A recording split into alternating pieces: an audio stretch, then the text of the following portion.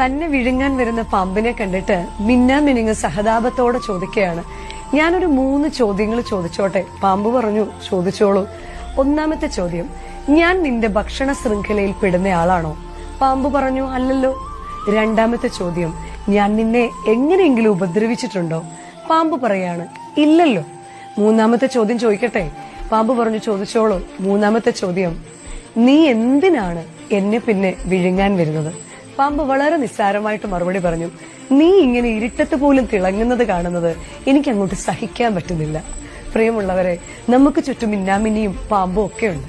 മറ്റുള്ളവർ തിളങ്ങുന്നത് കാണുമ്പോൾ സഹിക്കാൻ പറ്റാത്ത നമ്മളുണ്ടോ? നമ്മൾ തിളങ്ങുന്നത് കാണുമ്പോൾ സഹിക്കാൻ പറ്റാത്ത ചുറ്റിലുമുള്ളവരുണ്ടോ? എന്തിനാണ് അപരന്റെ സാധ്യത കാണുമ്പോൾ നമ്മുടെ ഉള്ളിൽ സഹിക്കാൻ പറ്റാത്ത അവസ്ഥയുണ്ടാകുന്നത്? ജീവിക്കുകയും ജീവിക്കാൻ അനുവദിക്കുകയും ചെയ്യുന്നതല്ലേ നല്ലത്?